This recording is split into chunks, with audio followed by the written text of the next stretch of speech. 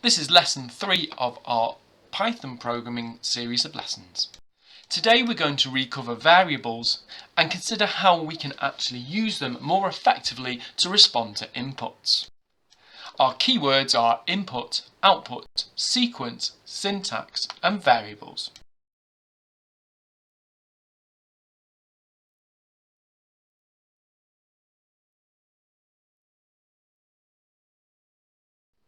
Your first task today is to try and figure out what the syntax errors are. We're going to have a look at this code, which is similar to what we were doing last lesson. Please drag the red circles over where you think there would be an error in the code and try and complete the extension. Then pause the video and complete the task.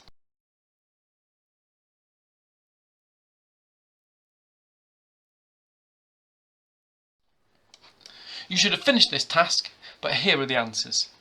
The first one, P should be a lowercase p, otherwise it's not going to print. At the start of the output, what is your favourite film, we're missing a bracket and a speech mark. We're also missing brackets and speech marks at the end of our output.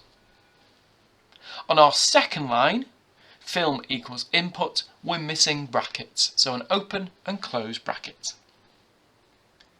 On our third line, our capital F should be a lowercase f. Look at our variable. On the second line it has a lowercase, and it's really important that we keep the cases the same. We also need to have a plus after film. We've forgotten to add our plus to add these two together. I now want you to think about what makes a good variable name. Find this page in your workbook and move the little boxes and squares into the data boxes.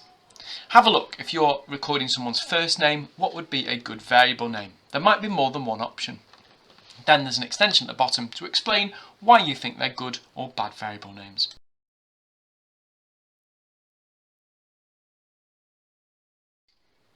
And I want you to look at the following page in your workbook. We thought about good and bad variable names. What I want you now to do is to have a look at this output from a program. It's a little story, and what I want you to do is drag the blocks of colour over whether you think they are inputs, outputs, and then wherever there's an input, there's always a variable, remember. So see if you can come up with a variable name for those inputs.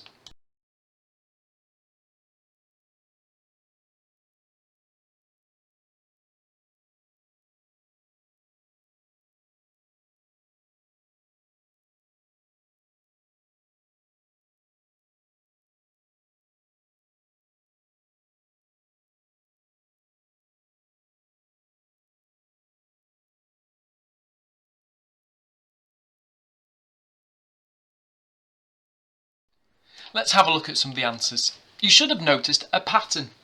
All the blue text was outputs and all the black text was inputs. Here are some examples for variable names that you could have chosen.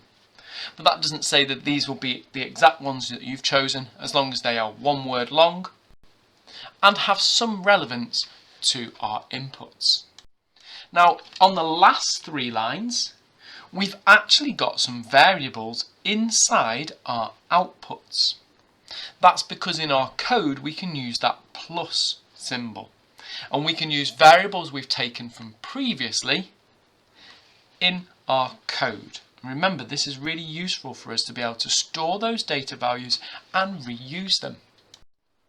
What I would now like you to try and do is to make your own story. This can be a story about anything in school. Go on to Trinket, find lesson 3, and first of all you'll have to fix the syntax errors. Secondly, what you're going to have to do is you're going to try and use the code that I've given you to help you on the screen to try and use your inputs as outputs.